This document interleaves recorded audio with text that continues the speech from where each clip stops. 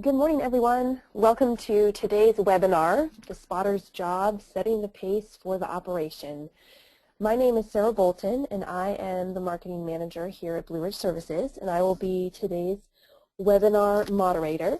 Before I turn it over to Neil Bolton, who will be our instructor for the day, I want to just cover a couple of quick technical housekeeping items to make sure that everybody's logged on and hearing audio okay and all that good stuff.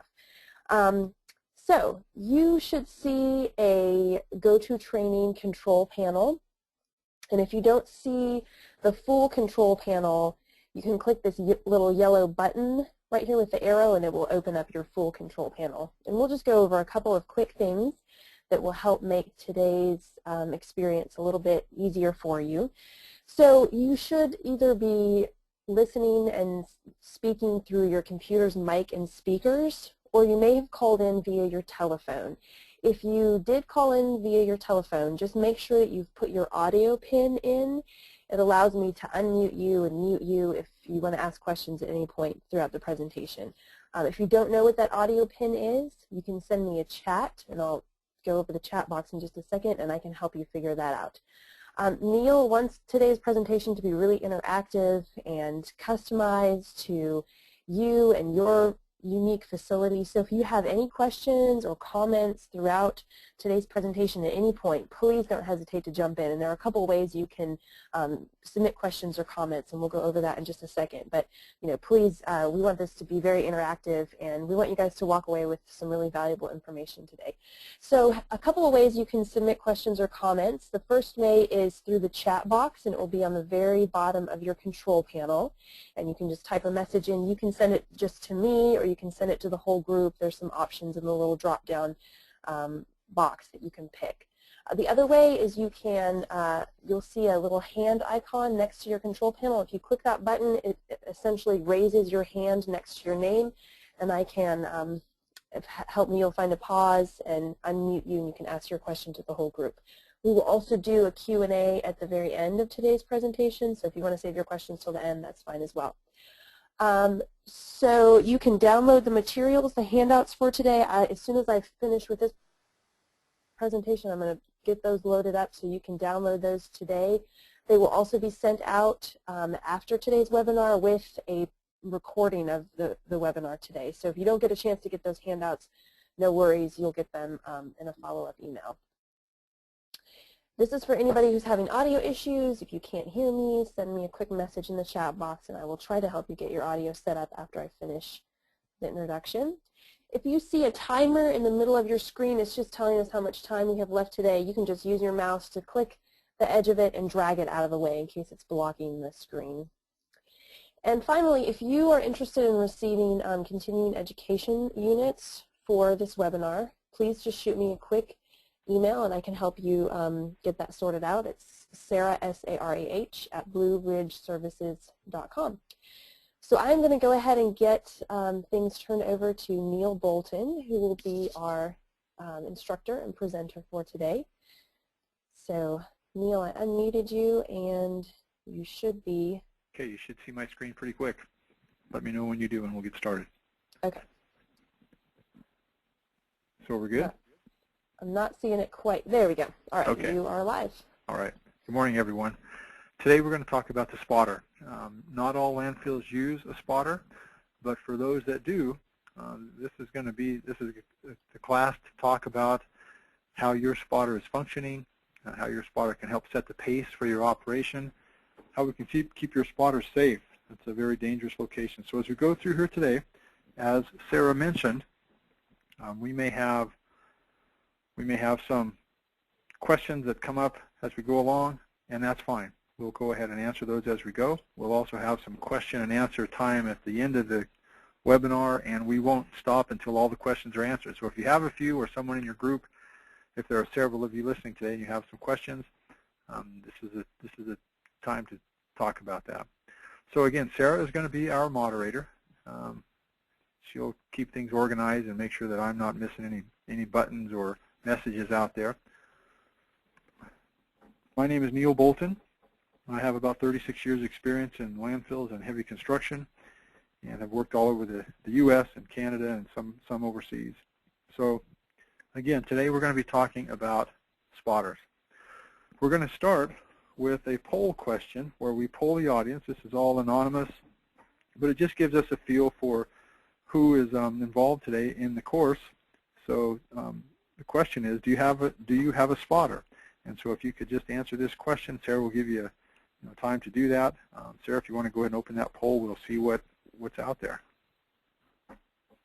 Okay, great. So you guys should see this poll box pop up, and it's pretty simple. You just log in the answer that applies to you, and it's totally anonymous, and it's not mandatory. It's optional if you want to participate or not. It is interesting though to just see what the group is looking like today. So it's helpful if everybody who is able logs in to answer.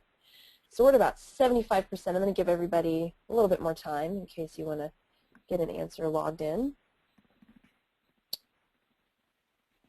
All right, so I am going to close this poll, and there are the results. Okay, so as we can see, it looks like about 25% of us have never had a spotter. About 13% recently started using a spotter, and almost 2/3 of us have always used a spotter. My experience at hundreds of landfills around the country is that about half, maybe slightly over half, use spotters. So this survey is probably pretty representative of the industry at large. And we should point out that it's not mandatory. There's no requirement that landfills have a spotter unless in your permit or in your operations plan you say you will have a spotter, someone to direct traffic. But certainly there are ways to direct traffic without having a spotter. That we can use signs, we can use other signals, and we'll talk about some of those today. So today's agenda, we're going to talk about these items. The spotter's job, what is the spotter supposed to do, when and where to dump specific loads. We'll talk some about safety and training, and then we'll identify some of the real nuts and bolts, the details of cell construction and where certain types of waste should go. And then finally we'll wrap up by talking about some ways that the spotter saves money at the operation. Here's a detail of the spotter's job, to direct traffic and keep the tipping area safe, provide some good communication. The spotter is the communication point for the landfill. At most facilities, if you have a spotter, that person or those people, if you have more than one spotter, they're the contact point for your customers. They're the ones who are going to communicate policy and answer questions and just help keep things moving along. It's a completely important role, and so often the spotter's role is overlooked. I've done training at hundreds of facilities around the country, and typically we like to have the spotter involved in any landfill operations training, whether it's for the operators or for the dirt haulers, the scrapers of the trucks, or for the compactor, or for whatever. The spotters need to be involved in that, because not only are they the communication contact point for the crew, they also help to dictate and set the pace for how the operation works. And if they don't understand how we build cells and how we push trash and how we cover and when we cover and all of the intricacies of operating a landfill, then they can't help along that line. And as we'll see today, they either are going to help or they're going to be a hindrance. And the key lies in how well your spotter understands the operation and what the purpose is of how that system works. One of the most important things that a spotter will do, if you have one at your landfill, is to direct traffic. And your equipment operators, the spotter, the site managers and supervisors, they generally know what the system is supposed to be, how we're supposed to fill, where we're supposed to fill, and how the landfill works. But you have dozens, maybe hundreds of customers coming into your landfill on a daily basis, and they don't know that. They know they're just coming to the dump, and they want to dump their trash, and they want to get about their business, back to their route or back home to do something else. So they don't know. Our customers typically don't know what's going on. So the spotter needs to take charge. Your spotter or your spotters should not be of the personality type that can be passive and sit around and just wait to see what happens. They need to be type A, assertive, take charge people. We worked at a landfill in Phoenix, Arizona some years ago, and the spotter at that site had a big long piece of lath, a big stick that he tied some ribbons to, some surveyor's tape, and he used that to point and direct and he had a loud voice, and he stood up straight. He had a uniform and a safety vest and a hard hat.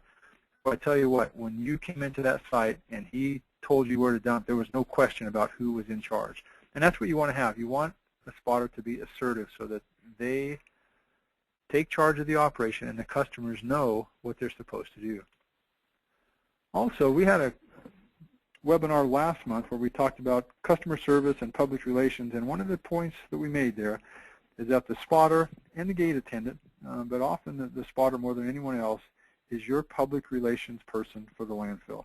So they need to be able to answer basic questions and answer them in the right way, an accurate way, and be courteous, all while being safe and paying attention so that they don't get hurt and customers don't get hurt. Your spotter is your public relations person, and you need to train them so that they understand that they're part of that role. They need to have a positive attitude. The spotter who is courteous will go far toward making your landfill perception to the general public and to your customers very positive. So you need a spotter who has an upbeat personality, who's personable, assertive. And how do you get that? You have to include the spotter in training. So hopefully today, in some of our groups, there are spotters watching this, or you'll receive a recorded version of this. Hopefully you can share this with your spotters so that they understand how valuable, how important their particular role is in the system, how what they do affects the rest of the operation. Here's a big question. When should that load be dumped, and where should that load be dumped? One of the things that we often find is that spotters too often follow the direction of the customers coming in, garbage trucks or self-haul vehicles or transfer vehicles, whatever they are, and that a vehicle will pull up and they'll basically say, hey, I want to dump right now, and the spotter just finds them a spot. Pretty often, as part of the cell construction process, and we'll see an example of that here in a few minutes, as part of the cell construction process, certain types of waste have to go in certain places at certain times, and we'll talk about that in more detail. But the key point here is that the spotter needs to then be able to read what's in those loads and identify the type of waste and be able to place it in the right location at the right time. So we're going to go through and look at some examples of that here, or an example of what's called the typewriter system. It's an unloading pattern that helps in several ways, and I'll explain that as we go along. So this photograph is actually taken from some video that we have, so it's a little bit grainy, but I'm sure you'll be able to see it. What we have in the foreground here are two compactors working on what's called a pancake operation. This is a horizontal lift where the compactors are working on a flat, horizontal layer of trash rather than working on a steep slope. And we won't get into details on that. That's not in the context of today's webinar, but we'll be looking at how the traffic is regulated instead. So what we see here is on the left side of the photograph, a transfer truck backed in to the toe of the slope, and just beyond that is a bulldozer pushing loads that were previously dumped. So as we talk about a typewriter, think about how a typewriter works. It goes across the carriage and you hit return, it goes back and starts over, and goes back and forth in a pattern. So as we look at this from where the first truck dumped, the next photograph shows that now that transfer truck has dumped its load and pulled out, and we have a couple more trucks backed in, and they're dumping down the line. Note that while they're dumping there, the bulldozer is working to the right of where the first load dumped. So the bulldozer is not close to the vehicles. The vehicles aren't close to the bulldozer. There's a good separation there because they're following a pattern. And I'll go on to show the next photograph. We see that the next loads are dumped then further down the line, further to the left, and the bulldozer is sort of in the middle of the screen behind that compactor. But he's continuing to push following where the trucks dump. Now this left side of the face from where we are, this left side of the tipping area has been filled, so the next truck goes down and starts again. It's sort of like the carriage return if you've ever used an old typewriter. It starts over. And so this pattern does several things. First, it lets the truck drivers and the spotter, and here's the next step, it lets the truck drivers know where to dump next, where the next load is going to go. It also is wide enough that it keeps the trucks and all the customers that are unloading far from the bulldozer that's pushing loads. So the bulldozer doesn't have to sneak in between two trucks to hurry up and push a load to make room for the next one. We've got plenty of room on this face to spread out. Now this is a large landfill, so if you have a smaller site, lower tonnage, you may not be able to have quite as wide of an area for your typewriter unloading pattern, but virtually all landfills can get into some kind of a pattern. And what this does, it not only tells the customers or gives them a logical picture of where they're going to dump, it helps the spotter to be more in control. There's no question about where the next load will go. It also helps the dozer operator or whoever's pushing waste off of the tipping pad to the face know where to go next, and it keeps them away from vehicles. So it just makes the whole site safer and more efficient. But it's really important that there be a pattern, and that's something that your spotter, your supervisors, your operators need to talk about and try to find ways to make a pattern work at their landfill. When we do an operational assessment for a facility, we do a lot of what we call core assessments around the country where we look at operations in detail and help improve efficiency and all of that. When we do a core assessment, we typically will look at the unloading system and we'll do some production evaluations, some time motion studies to see how long it takes certain vehicles to unload and how much width is required to keep that face active and keep the dozer still away from the trucks. That's something that you guys can brainstorm about. Your crew, your team can brainstorm about how can we spread this out, how can we give everyone room, and how can we develop a pattern that works for our site so that the spotter always knows where the next load is going to be dumped. The next thing we're going to talk about is spotter safety. It's a fact, if somebody gets killed or seriously injured at your landfill, most likely it's going to happen at the tipping pad.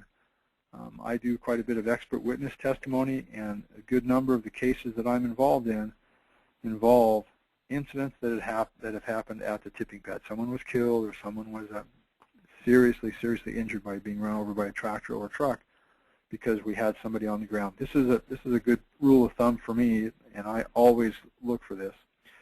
We want to minimize workers on the ground. That includes a spotter. Now, if drivers are going to get out, they're going to unhook their tailgates, they're going to dump their loads, they're going to do a little bit of clean out. That's going to happen. So the pattern that we just looked at where we can keep heavy equipment away from those trucks while they're doing that, that keeps things safe and is good for everyone. But the spotters often, we visit some sites and we see the spotters walking around behind vehicles and looking through loads for household hazardous waste or other prohibited waste materials.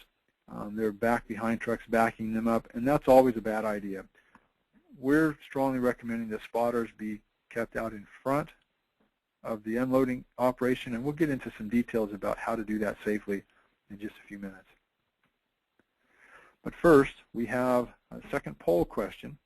And this question is, at your facility, has there ever been a fatality or serious injury? And you can answer that. And if there have been more than one, you could select number 4 for multiple events. So Sarah, if you want to open that poll, we'll see what's in our audience today.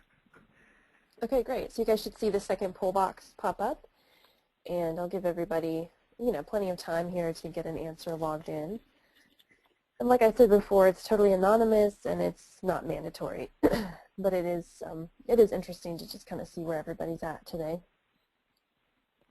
So we're at about 75%. I'm going to give a little bit more time here in case somebody's still getting an answer logged in. All right, I'm going to go ahead and close this poll, and there are the results. Okay, so what we see here in our group today, about 60% have never had a serious injury or a fatality. That's great. Kudos to those facilities, and I encourage you to keep doing what you're doing. If your safety program is working, that's great. We also see that 10% have serious injury and 10% have had fatalities, and 20% have had multiple events. In our experience, what we can see from government records, there is someone killed at a landfill just about once a month somewhere in the United States, and that's a tragic figure.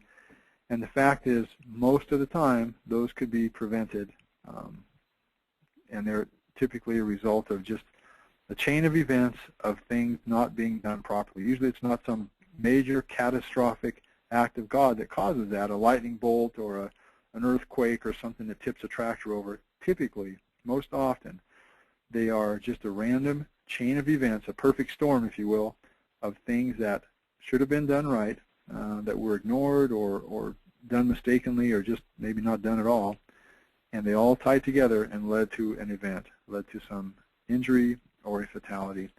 And if you have been around a landfill where there's been a fatality, you'll know that that changes everything. Typically, the people who were closely involved in that, maybe the equipment operator who ran over someone or a truck driver who killed someone, those folks normally have to change their career. They normally can't come back. That's so traumatic to them that typically they just they have to go do something else. And it changes the whole perspective and personality of the facility as well. So we don't want these things to happen, and they're preventable. In most cases, they are preventable. One of the ways to keep the spotter safe, even though the spotter has to be on the ground directing traffic, they don't have to be out among the trucks and the tractors. We recommend that spotters be provided with some type of what we call a spotter's station. And it's just a secure location where vehicles come in and the trucks and trailers and everyone gets used to, all the customers get used to coming into that one spot. They stop and they check in with the spotter, and the spotter directs from there. And that's really a key point, that the spotters not be wandering around out there in and among the trucks. That's typically the main cause of incidents. Here are some examples of spotter stations at different facilities. See, some of these look like a regular little portable booth. They all are portable. Some are retrofitted, and we see one at the bottom here that's on an old roll-off bin with an elevated platform there that the spotter can be up and see what's going on. Now, the key thing is, of course, a bulldozer could drive over any of these, but they're not placed right at the unloading area. They're placed out in front where a spotter can have traffic stop there, and the spotter can hold them up or maybe reach behind and pick the second or third in line if that's the type of load that they need to go in a certain location, and direct traffic from somewhere out in front where they're safe and away from the action. Very, very important. Don't put your spotters on the ground to wander around behind trucks. And we'll talk about some of the other reasons why that happens, but I think we'll give some reasons why it shouldn't be happening as well. We're going to look at some safety questions since we're talking about spotter safety. Here's a photograph of a spotter who is in the place where we say we don't like spotters to be. Right in where trucks are unloading and tractors are pushing waste, and right in the thick of it. This spotter is wearing a hard hat and a safety vest. But are there other issues there? And I'll let you think. This is not a poll. We're not going to poll the audience here. But I'll just talk about this. Very dusty, so dust maps might be in order. But also, look at the close proximity to vehicles and to tractors. That spotter is just in a very dangerous location, and probably should be out in front in some kind of a spotter station. Okay, this next photograph shows a spotter actually hitching a ride on the running board of this truck. Again, bad idea. Spotter's not supposed to be that involved with the operation. He should be out in front directing traffic, not integrating into the traffic. So again, another big problem here. The next photograph shows a pickup coming into a landfill and a garbage truck getting ready to back in. What do you see from here? From this photograph, we can tell a lot of things. First, the spotter's head is down. He's looking down. Whether he's looking at that truck or not, he's in a bad spot right behind that garbage truck. We never want to see a spotter in and around trucks like that. That just creates a lot of potential risk for us. Most accidents involving garbage trucks were because the spotter was back behind there someplace and the driver didn't see him and the spotter didn't see the truck coming.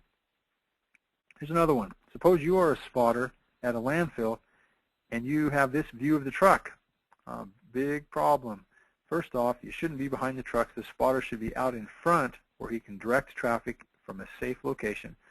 Secondly, he's behind the truck and he can't see the mirrors, which means the driver can't see him. So a spotter should never have this view of a truck. If they do, they are absolutely in the wrong place. Last picture here on the little safety tips. It's a hot day. This spotter is sitting on one of those tires used as a barricade, kind of as a lane marker for these vehicles. He's just taking a break, sitting down there and directing traffic while he's sitting. Bad idea. Spotter needs to be on his feet, out in front, in a safe zone, not sitting someplace right where the trucks are going to dump. Again, we don't want spotters on the ground in the zone of action. Okay, the next key point. When doing training, you need to include the spotter. Always include the spotter. The spotter is integral to every part of the waste operation of the landfill. So that means they need to be involved when you're talking about load checking and household hazardous waste, when you're talking about traffic safety or cell construction, push, pack, and cover. The spotter needs to be involved because they're integral to those activities. One example of where we have problems in terms of the spotter not being involved is with this load checking bit.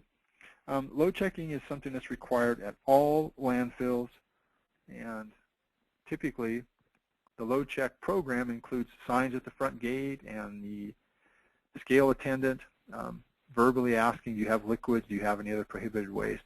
But the spotter is an integral part of that, because when that load gets out to the landfill and dumps, the spotter's maybe going to be able to see what's going on. Even from a safe location in a spotter's station, the spotter's still going to be able to have a look at that.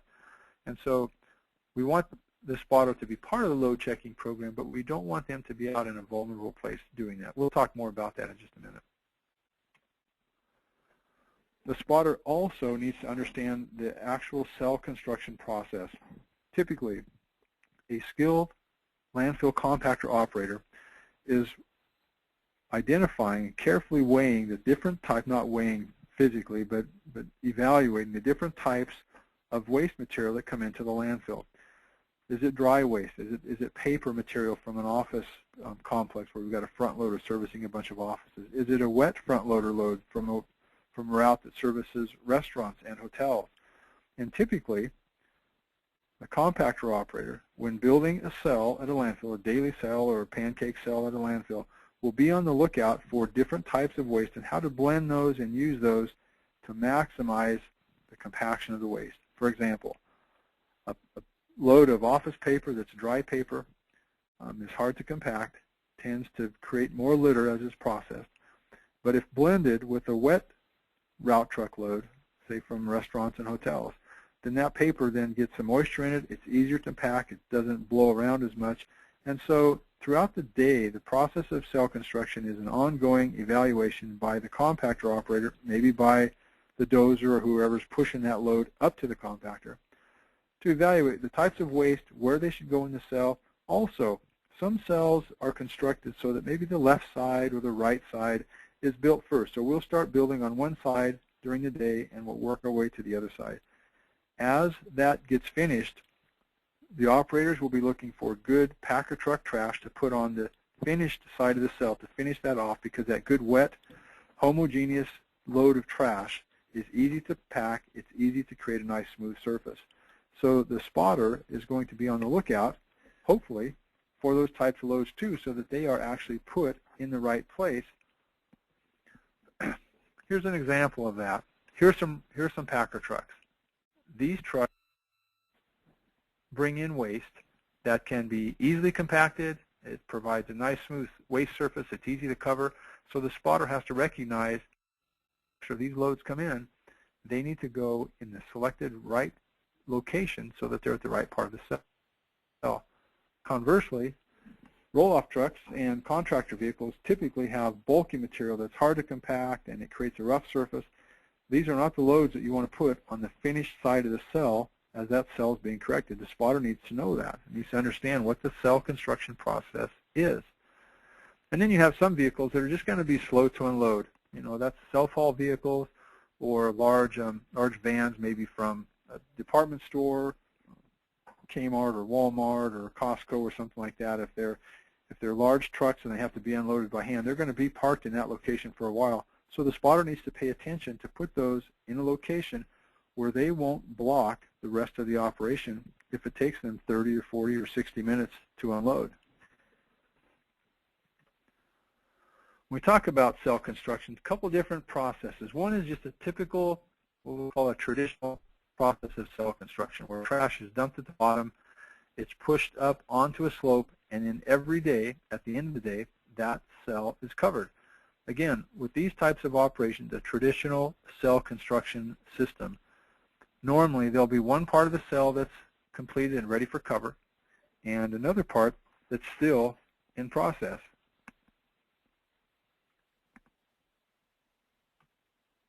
Here's another type of cell construction. This is a pancake type cell construction system. And in this case, trash is being pushed from an unloading area, sort of on your right, up onto this flat horizontal pancake lift on the left. And typically these pancake cells are not covered with soil every day, but they're covered with some type of ADC, commonly a tarp or maybe some spray-on material, maybe film. And then the next layer of trash goes on the next day, and so this is layered, layered, layered, and as that comes up, it's not covered with soil each day, it's covered with some type of alternative daily cover, or ADC, and once that reaches grade, then it's covered with soil. So a pancake operation, we may put waste in different parts, and that's something that the operators and the spotters need to coordinate on so that the spotter is directing the right loads to the right place at the right time. We're going to also talk about some ways that the spotter saves money in the operation. And again, this is a heartbreak for me, but pretty often landfills look at the spotter's position as just someone to direct traffic. So go out there and point and tell those trucks where to dump. Without the training, the spotter's not going to know where to do that. But with proper training and a good understanding of the operation, there are many ways where the spotter can save the landfill lots of money. And here's some of those ways. We'll take a look at this quickly, and then we'll go through these one at a time. First, by properly identifying the load, by setting up sweeper loads. We'll explain what that is in just a minute. By minimizing the clean-out mess from trucks. Once garbage trucks dump, pretty often they'll clean out the hopper, they'll clean out the back of the truck before they go back out on their routes. The spotter can also help cross-check gate fees. They can direct household hazardous waste and other prohibited waste into the right location and prevent that from being dumped at the landfill. They can help control their loads, and they can build good customer relations. We're going to look at these in some detail one at a time. First, by properly identifying the load, as we talked about earlier, the spotter can put certain loads in the right place. We see at this landfill, they brought in a load of alternative daily cover. This looks like some green waste, maybe some mulch or something that they're using for ADC. And the dozer's starting to spread it on the left side of the cell. So that tells us that this cell process, they're completing it on the left, and they'll still be continuing to fill and build the cell on the right. So if a load of good trash comes in, we're talking about packer truck garbage, something that's typically wet and easy to compact, that may go more in the center of the cell over here so that they can compact it, and then the dozer can continue covering. But if they brought in a load, trucks, say, came in a roll-off load with lots of C&D or some bulky material, that would need to go over further onto the right-hand side of this, not where they're covering and trying to finish it, but where they're still filling the cell deeper and deeper so that that bulky material, that C&D waste that's very rough, that would create a rough surface for the landfill to cover, that C&D waste needs to go deep in the cell, far from the surface, so that they can basically finish off the cell before they place cover, finish that off with good packer truck trash. And so the spotter needs to know what the process is, how that all works together. The second thing is for the spotter to think about sweeper loads. This is something that we often see when we're at a landfill and we see an area where self-haul vehicles are dumping at the face. Typically they'll be off to the side, not mixed in with the packer trucks and the transfer trucks. But we'll see a long line of self-haul vehicles dumping trash, and then that long line of trash is then pushed to the face. So this photograph here shows exactly that. It shows a line of self-haul vehicles dumping in a row here, sort of in a long stretch of an unloading area, and then periodically a bulldozer is going to come in and push that waste from where it's dumped to the face. I'd like to just have this photograph here for just a minute and let you take a look at it. Look at the different types of waste that self-haul vehicles have unloaded and where they've unloaded it, and then we're going to talk about it.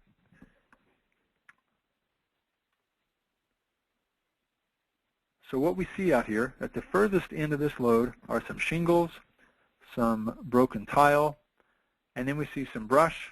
There's a couch in the middle, and we see some more brush up toward the front. For anyone who's ever operated a bulldozer, one of your goals, if you're pushing this trash to the face, is to get a clean sweep, to take the trash and leave the soil and leave a nice smooth area for customers to come back and continue dumping. But the problem is when you have these metals and tile items that are fairly heavy and they're flat, once those flat items are on the ground, a bulldozer can't tile off and push the tile to the face without getting the blade down into the dirt and taking some soil with it. So what that means is, in order for the bulldozer operator to take this load of tile and those shingles and push those all the way into the face, he's going to have the blade an inch or so down into the soil so that those flat pieces of tile don't slide underneath the blade and remain where you don't want them. We have to push them to the face. So that means that with every push, the dozer is going to take a little bit of soil to the face, and over the course of a day, there'll be several loads of soil brought back in here with the trucks or with scrapers to replenish the dirt that the dozer has pushed into the face. So in essence, this next slide shows us how that works, that the dozer is having to push this trash to the face, and in the process, take a lot of soil with it and push that soil into the face. Here's some math on that. Here are some numbers we can look at. If we could save 3 scraper loads of that soil per day, if we could avoid having to bring just 3 of the many loads that are brought in here of soil for replenishing this deck, 3 loads at 23 cubic yards per load at an estimated $10 per cubic yard, because remember, it's not just the cost to haul and place the soil, it's the cost of the airspace that it consumes. That's about $690 a day for just 3 loads. I was at a landfill just about 3 or 4 months ago, a very similar situation to this, and when I asked the site supervisor how many loads of soil they used each day to replenish this deck, they said about 5 loads per day. Now I'm going to back up one slide, and we're going to take a look at this.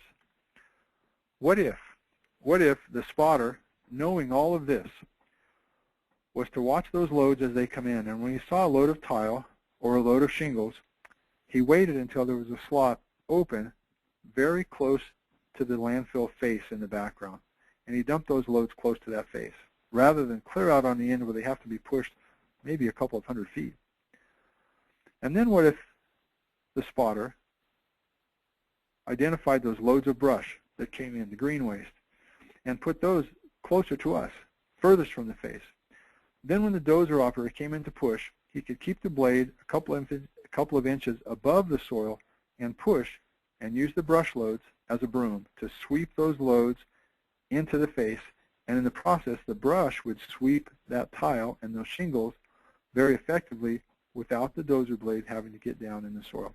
This is something that you can save money today at your landfill, or you can start saving money tomorrow at your landfill. If you have the public dumping on the ground at your site, work with the spotter to set up sweeper loads. Put the hard material, the material that's hard to doze, like the tile and the bricks and sheetrock and plywood and shingles, things that's really hard that's hard for the dozer to push. Put those close to the face. Put the brush and the sweep material further from the face, and you'll start saving money immediately by not having to haul soil in to replenish that nearly as often. The next thing the spotter can do to help save money is to maintain a clean-out area. Now here, this is a separate clean-out area. This transfer truck has dumped and then has driven out a couple of 100 feet onto the pad to get out of the way, and is now cleaning out there, and so making a mess out in the middle of this area. Some landfills do this so that they can get trucks through quickly and get the trucks away from the face so a dozer can slip in there and push that load up to the face. Typically, if we're able to set up some kind of a typewriter or patterned dumping system so that we're not so crowded at the tipping pad at the bottom of the face, drivers can then clean out right at the face and avoid having to now have a second area to pick up litter from and regrade at the end of the day. So maintaining a good clean out area and deciding how you can, or finding ways to keep that closer to the face will just minimize cost of cleaning up at the end of the day. The next way that a spotter can save a landfill money is through the process of cross-checking gate fees. Typically, customers come in, and most landfills have differential rates. So if I'm a customer at your landfill and I come in with a pickup full of brush, you might charge me a lower rate than if I have a pickup load of trash. Well, some customers, being very creative in terms of economics, will quickly realize this, and so they'll put trash on the bottom of their load, and then they'll cap it with green waste, and when that load pulls up to the scale, it looks like a load of green waste. And if a customer is not being honest, that's what they'll be charged for, until they show up at the face and they dump. And if you have an attentive spotter who can watch what's going on and watch what's being dumped, a quick radio call to the scale will verify, hey, did that person pay for green waste, or did they pay for trash? Are we getting what we're supposed to get out of this load? So if you have differential rates, make sure that the spotter understands what those are. And anytime a load comes out that looks like it might not have been obvious to the scale attendant, a quick radio check can make sure that we're charging appropriately for those customers. The next way that a spotter can save money is by being an effective part of the load check program, diverting prohibited waste, household hazardous waste, etc. And so it's just another point for the spotter when talking to customers as they come by and check in at the spotter station to say, hey, what's in that load? Do you have any chemicals, any liquids, any paint, any batteries, anything that might be prohibited? Do you have any of those things? And to have that discussion. Also, it's important for the spotter to watch as those loads are being unloaded to make sure that these items aren't buried or hidden beneath a load of green waste or other trash. And again, we don't recommend the spotter be out in the work area doing that. And I'm going to step back to show this photograph right here, where we see spotters out there in and around where waste is being dumped. We typically don't recommend a system like this, although some landfills will say, hey, that's part of our load check program, and we extract every day a few gallons of paint and a couple of car batteries. My thought is this: it's not worth risking someone on the ground around the trucks and the tractors to pull out a few cans of paint and a couple of car batteries, because most likely there are many times more of those items being dumped in those bigger loads and you're not even seeing them. And typically a lined landfill has the integrity to be able to handle a small quantity of household hazardous waste. So my recommendation, we generally will say that your load check program, while very important and a regulatory requirement, should not include having people on the ground, at least not in areas where tractors are working, trying to extract a battery or a tire or a can of paint. So that's something to consider. What are you gaining by extracting those materials, and what are you risking? The next way that spotters can help a landfill save money is by controlling litter loads. The most effective litter control happens at the face, sometimes even before that load is dumped. The spotter is the person who can identify which loads are more likely to create litter and maybe hold that load up, let someone else dump first to create a narrow slot or a small alleyway where that littery load can back in and be dumped, where it's protected somewhat from the wind. So the spotter, by identifying which loads are prone to produce more litter and then placing those appropriately, can help reduce the ultimate cost of actually having to get out there and pick up that litter.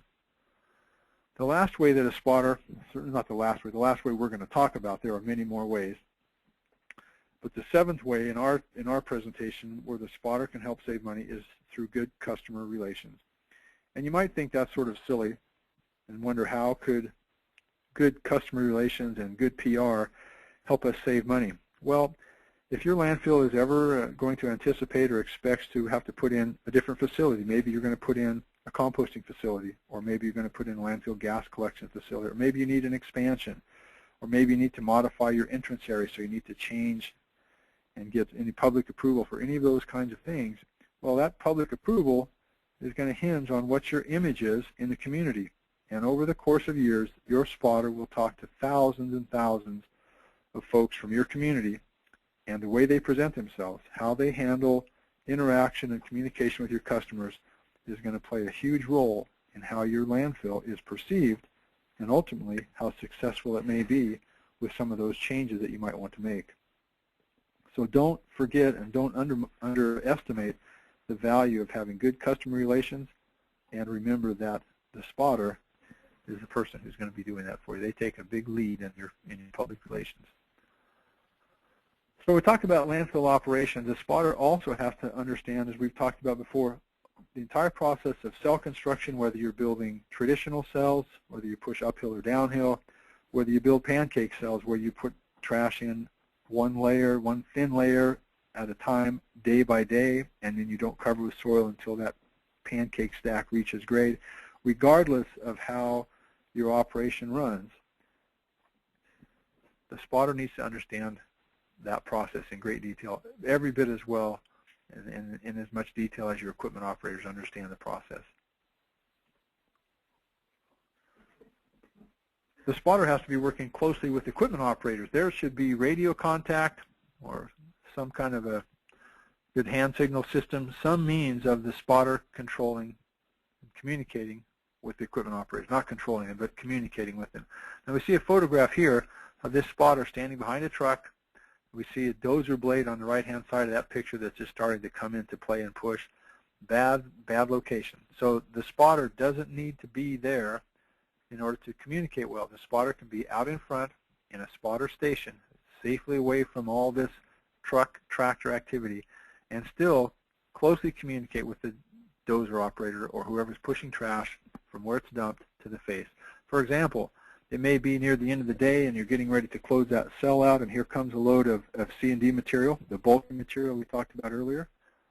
The spotter can very quickly tell that truck, hold up, get on the radio, call the dozer operator and say, hey, I've got this C&D load, where do you want it? And the dozer operator, who is integral in building that cell and working with the compactor, can tell where I want it. Wait until that green pickup pulls out and dump it right there, or wherever it needs to go.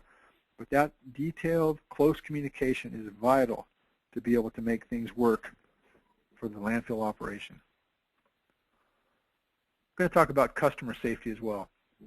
We don't want customers to have to fend for themselves. So if you use a spotter, use that spotter effectively, make sure that they control traffic and that they know the operation, that they can direct traffic to the right place, put customers in the right location. If you don't use a spotter, you still have a responsibility to direct customers to the right place.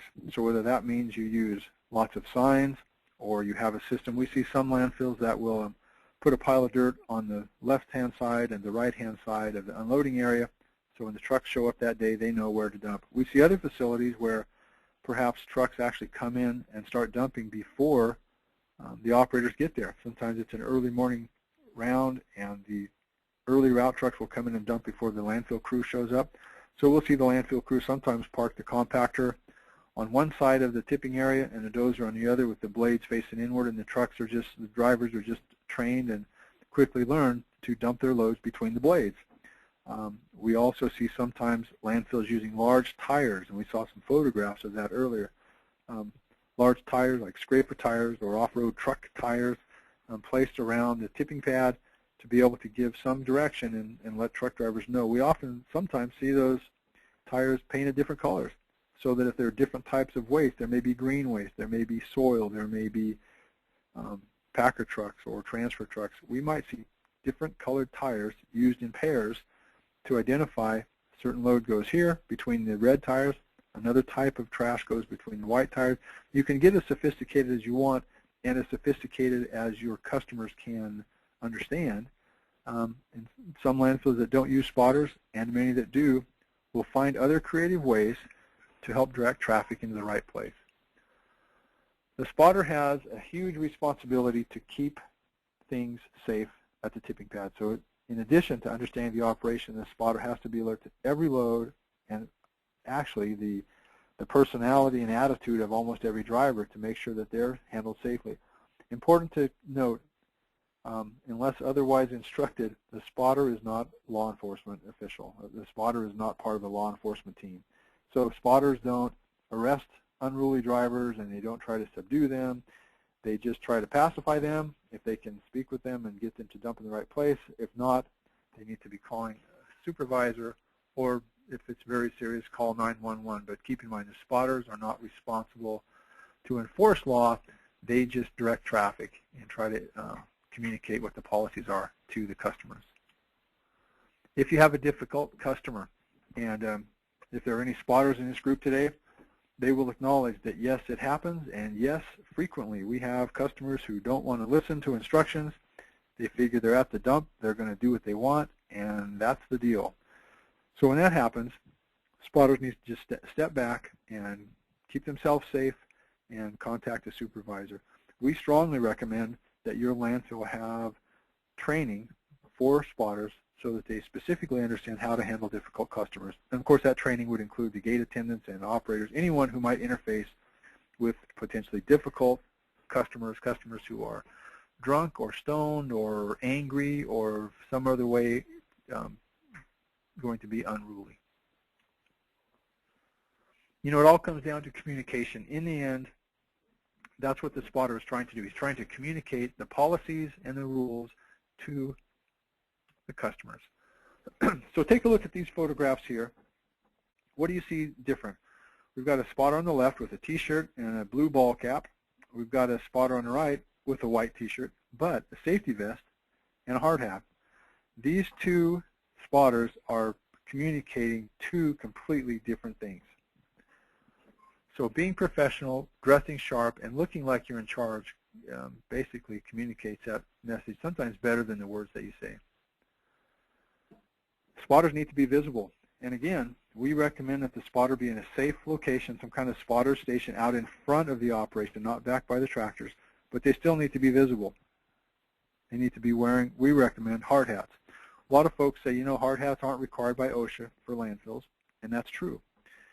Other folks will say, we don't really have a policy about hard hats, so we don't enforce it. That's true. But my question is, why wouldn't you have your crew wear hard hats? Well, what is the difference? And usually there's not a good reason for that. You know, it might mess up someone's hair, it might make their head sweaty, I might not be comfortable, I'm not used to it. Those things are all excuses, but they're not good excuses. We generally think that a hard hat policy is just a good idea, and if you ask yourself, why wouldn't we have our crew wear hard hats, there's usually not a good answer to that. And what that does, it sets folks, your customers, it sets them up to understand that, hey, I'm at a facility, these folks are professionals, they have safety vests, they look sharp, they're assertive in their jobs, they're wearing hard hats. This must be the facility, and I am going to pay attention to what they tell me. So I think that being visible includes all of those things. Also, staying in front of the vehicles, don't get behind vehicles. Communication, you know, along with the words we say, it includes eye contact and hand signals and body language and all of those things. Typically, what we find is that words are a small percentage of the communication that we put out to other people. So the words we say are one thing, but the way we look, our body language, or something else. So eye contact. Once drivers have seen you, you want to make eye contact. And again, that should be face-to-face through the windshield, through their open driver's door mirror or window. Seldom should it be in the mirror. Sometimes we'll see spotters behind traffic, and there may be a rare situation where a spotter needs to be behind the truck to direct them back. But there needs to be eye contact. They need to see each other eye to eye, and that helps put a little personality into the spotter's position. So it's not just the spotter, it's, oh, it's that guy that's looking at me. And it creates a little more personal connection between the driver and the spotter, and generally helps keep things safer because of that, because we recognize that these are real people here. Hand signals. Hand signals are fine. Often there isn't time to speak with every driver, or it may be hand signals we have to rely on. So they should just be clean and clear and big. What we recommend is don't use your fingers and your hands and try to do sign language, but use your entire arm or your entire body to point to the right or to the left or stop, so that it's very, very clear what you're actually signaling. And then body language. Studies have been done that show that words represent less than 10%, typically about 7% of what we communicate. 93% of what we communicate is done through how we say things, how we handle ourselves in terms of body language and assertiveness. So when you're the spotter, if you're directing traffic, stand up straight and get good eye contact. Dress sharp so people recognize that you are a professional and you're there to do a job. Other folks will think you're in charge if you think you are. Think about the spotter that I talked about in Arizona who has a big stick with the surveyor's ribbon on it, and when you came in, he pointed and he used big motions to do that, and folks knew that they were at the facility. A skilled spotter is really the key to your operation. If you want your site to operate safely, You want to be efficient in terms of how you receive waste and where it's dumped and pushed and compacted. The spotter has to be integrated. If you have a spotter, they need to be integrated into that system. And again, not every landfill needs to have a spotter, and many landfills that have spotters don't have what we think of as a traditional spotter, where they're standing behind the trucks and they're working in the operation. They're out in front in a safe location, simply there to direct traffic.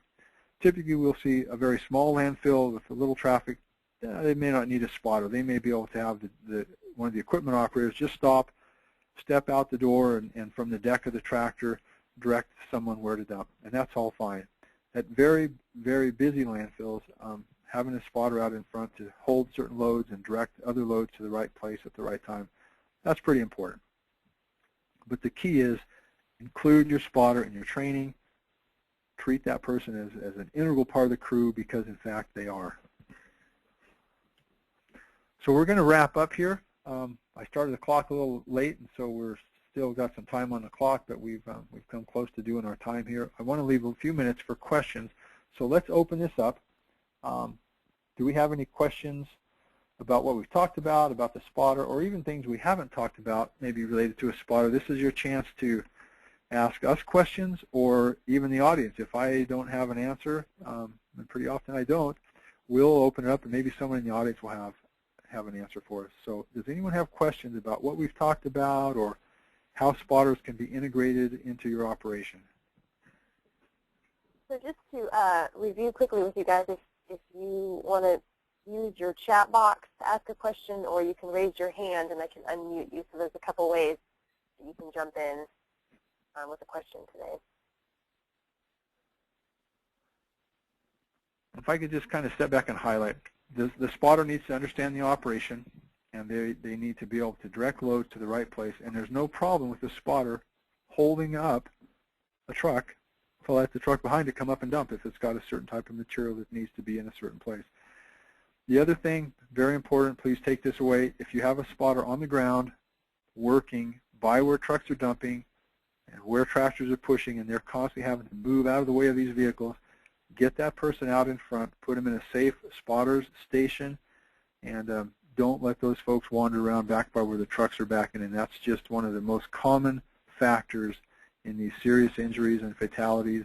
And for the sites that reported in our earlier poll having some of those events happen, I'll bet there's a good chance that involves something at the tipping face, maybe even the spotter or someone close to the spotter.